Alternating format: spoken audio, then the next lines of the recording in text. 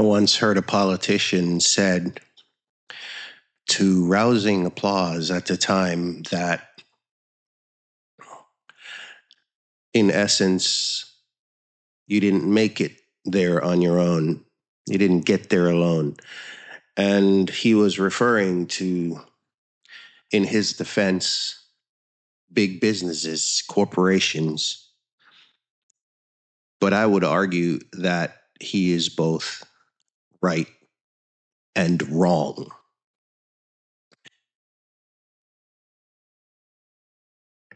Warren here. But before we go any further, I want to put out a couple of disclaimers.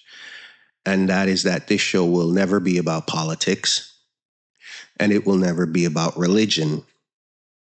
They might be brought up on the periphery, but I will never do shows dedicated to those two topics. And it's based simply on the fact that people cannot have a debate with both emotions and facts. On those two topics, it almost always seems to be based only on emotions. And that troubles me. So I stay away from those two topics. And I only brought up the statement by the politician because when politicians say that, then what I really want to get into and talk about is when us, the little people, start believing that and things like that. And I prefaced my discussion, and it's probably going to be a rant, folks. I am not sure what the thumbnail title will be. I'm not sure what the title of our discussion will be. I just know that I'm kind of tired of it, the one-sidedness of what is defined as success in America and how people attain it. And I was watching a creator that I subscribe to, and he talks about things that are wrong in the American fabric. But I noticed that often he, like others, lean to the side of it is unfair. And often they say to the little guy, and I'm not sure, and don't judge me. I'm honestly not sure just who the little guy is anymore. And I say that based on some things I'm going to talk about. Because if we're going to say that the one percenters and wealthy politicians who write policies that, oh, by the way, these same folks are voting into office because despite that debate about does your vote really count, it does. So when some of these things are not going your way, you ought to probably look at that person in the mirror. But that's not necessarily where I want to go with that. But if you're going to talk about resources and the one percenters, as they like to term it, my question then is, seeing where we are today, and don't get me wrong, I am not naive. Okay, here's another disclaimer. I am not naive that the wealthy will more likely continue to be wealthy and those who struggle more likely to continue to struggle. But there are reasons for those two things. And it is not as one-sided as people would have you think. It is more about, and I will deep dive, choices later, but it's more about choices. But if we're talking about resources, I get it. There is still a noticeable, and that's key here, there is still a noticeable delineation between, again, who people like to term the wealthy and those less fortunate. Okay? There is a delineation. And clearly so, if you're going to have the debate, you have to have two sides. But if we're talking about resources and we're talking about today, in today's environment, what resources are there that you're talking about that are not equally shared anymore, or equally available anymore, or accessible anymore? And I'm talking about, and this goes back to my disclaimer, I'm talking about Americans, okay? Americans. What resources, again, I'm not naive to pockets, are still there that needs addressing. Very aware of that. But in the broader scope, what resources are we talking about that are still withheld and aren't available for everyone? What resources? Because if you're talking about the tangible ones, funding a small business or getting a loan for whatever reason, or being able to afford a home. I'm going to get pushback for this. I know it. I just know it. Not everyone is supposed to own a home. It is not a guarantee. That is a part of the American dream. And that dream requires, I want to stay away from the word struggle too. It requires commitment, determination, ambition. Okay. And I get it. I totally get that. It's, as a matter of fact, my own grandfather used to say a man isn't a man until he owns property and a house. And we can debate that, but he used to say that. So it's in my DNA to think at least or understand that side of the argument. But I'm here to tell you folks, not everyone is supposed to own a house. It's hard to digest. And I could add that to a lot of things, but I don't want to get in trouble, okay? I don't want to get in trouble. But there are a lot of things that people think everybody should have.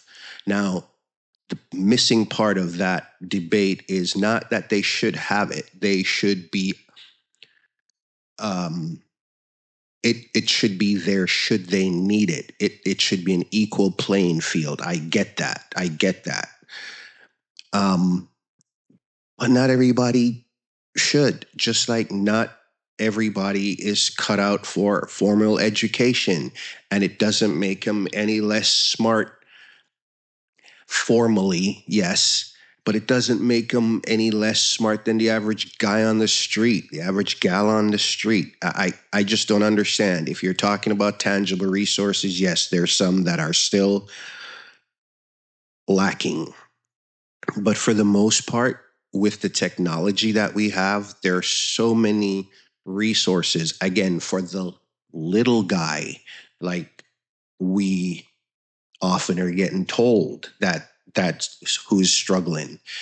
And I don't know how many times I've said it now, but I want to make sure that I keep saying it. I totally understand. I am talking about the one-sidedness of the conversation and the proof behind just throwing out, superlatives and nice sounding statements and comments, and, oh, by the way, opinions, not necessarily factual, any of those.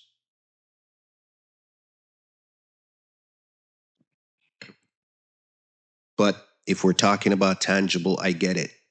But here comes one that I see a lot of people staying away from because it's hard to debate away. And that is knowledge. Okay. And if we agree that knowledge is power, as they say, again, with where we are today technologically, what is missing? I'm getting to what I think it is, but I really would like to know when, if and when you comment, and I would love if you would and continue the conversation. But if we agree that knowledge is power, then what is missing with the availability of it now in all forms? Again, understanding that there are anomalies. Okay, but what is missing? You know, the next thing that people say, I'm purposefully leaving you hanging for the what I think is missing. But the second thing that some people say is missing and it's unfair are opportunities. And I get it. Again, I get it. To get into, let's say, a child from the poorer side of town, right? The other side of the railroad tracks, wants to get into a sport that is very expensive. Any of them, really. I don't have to name a particular one, but you might be a parent out there, so you know what I'm talking about. They're all expensive. The gear, the practice, fees. It can get overwhelming. So I get that. And some families with very talented kids don't have the resources to breach that, right? So I told you, I get it. But here's the truism to that and the sad part at the same time. Back to what I said about houses. Maybe that just isn't what you're supposed to get into as much as you want to, as much as you think you ought to, as much as you think you were meant to. Maybe the universe just isn't aligning you that way. Again, I'm going to get beat up. I know. I am going to just put on my invincible pads and just take it. I know. But the truth, they also say, hurts. And oftentimes that is so correct because it's true. All right. It's true. Maybe that wasn't your niche. You just thought so because you're good at it. And oh, by the way, you've been encouraged by those around you to pursue that because you have demonstrated that you do well in it. I mean, folks, I get it. Okay. I get it. But I thought I was supposed to graduate high school and move on to the University of the West Indies and become this high-speed history teacher. And if that didn't work out, this, high-speed pilot, cool and handsome, walking around in my suit, my flight suit. Yeah, I wore a uniform, all right. And I'm not in any way, shape, or form regretful of where my career ended up. But I'm just saying, sometimes that's just not how the universe has set up your alignment. And it's not that you're failing, it's that you are still on the path to pursuing truly what you're supposed to pursue or discovering what that is. And with that said, don't take forever doing that either, right? Don't be in your late 40s still throwing around what it is you want to do when you grow up, okay? I think you might be a little past that. And some would argue that 40s is a little pushing it too, but I was delicate there. I'm trying to be delicate with this entire conversation. But seriously, I mean, maybe it's just not time. Maybe it is not the thing. And I think the conversation, and I know I'm taking some parts of it lighthearted, and I'm very serious about it. But the thing about this conversation is that, let's just be honest, it's unless of course you go to deliberate places for your information, right? The places that think like you do, and that is problematic, which is why I stay away from that. Because if you're always going to listen to the point of views that align with your point of views, you'll never grow. Okay? You'll never grow. And then you go and listen to the side that you don't necessarily agree with, and you get angry. So it's a delicate balance, and that's why I don't touch it, because people use emotions more than they use facts. But and I'm totally digressing. I think I lost my train of thought too, to be honest. But opportunities, right? Maybe the opportunities that we think are those that we're being denied aren't necessarily what the universe has aligned for us. And then you say, okay, Mr. Smarty Pants, Mr. You sound like you know it all, you've got it made. What are you offering? And I'll just tell you, it's simple. I'll pose it in a question. Would you rather empowerment versus a handout? And that's a troublesome question because back to truism, I might get answers I'm not prepared for. And that, my friends, is part of the problem, along with cuddling. All right. We are cuddling both a lot of situations and framing them to meet our agendas, right? And it happens on both sides, again, staying away from politics and religion and all those touchy subjects. But in everything and in all instances, I like to talk about the social issues, right? And like I said, if those two things comes up on the fringes, fine, but I'll never deep dive them. But I mean, so I might get answers I'm not expecting with asking that question. But seriously, are we have we moved away from a meritocracy society? And some would say, when was it ever that? And yes, it was. What we're doing is moving away from it to where everyone is a winner and everyone gets a trophy. I digress. I digress. Don't throw any more rocks. I'm feeling it.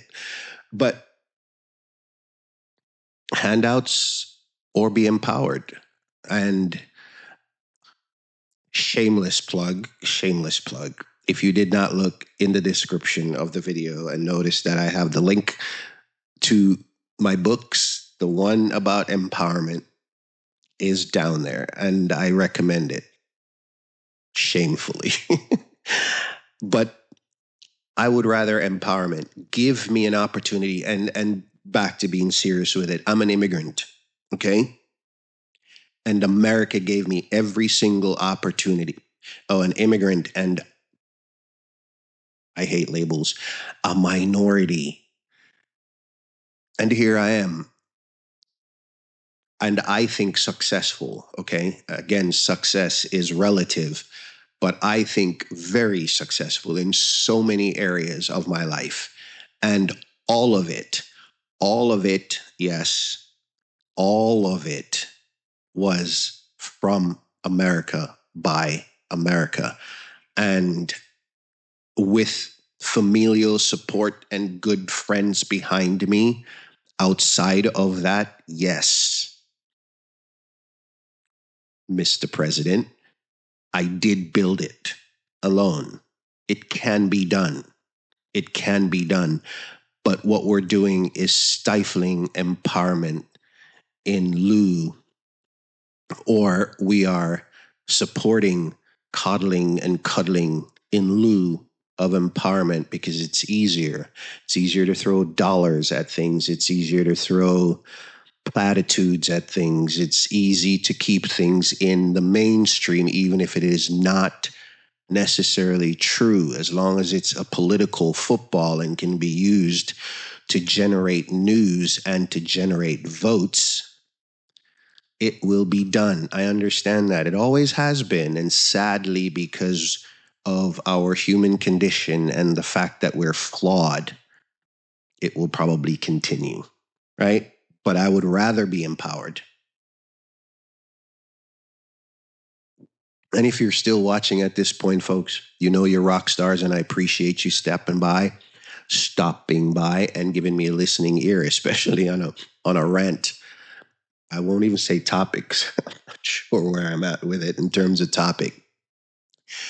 But seriously, it's one sided. Okay, there are problems in our politics. There are problems with the crossover that some would argue shouldn't be there, between religion and politics. There are so many social issues still to be sorted out. And I argue that most of the issues that I like to talk about on my show and our show are those that are the social issues, right? The fabric that holds what is America together. And I know that sounds warm and fuzzy and superficial, but it's true, all right? It's true. And we have problems. We have problems, but we have overcome them in the past, and we can still do it. The way we do that, though, is to unchain people, both in their minds and physically, and just let them go. Look around you. That is what is so beautiful about this place we call America. And other countries can boast the same, but look around you. That is what innovation and freeing the mind from thinking it is still captivated by someone or something or some institution. It's warped, okay? As the song says, free your mind and the rest will follow. It really will. All right?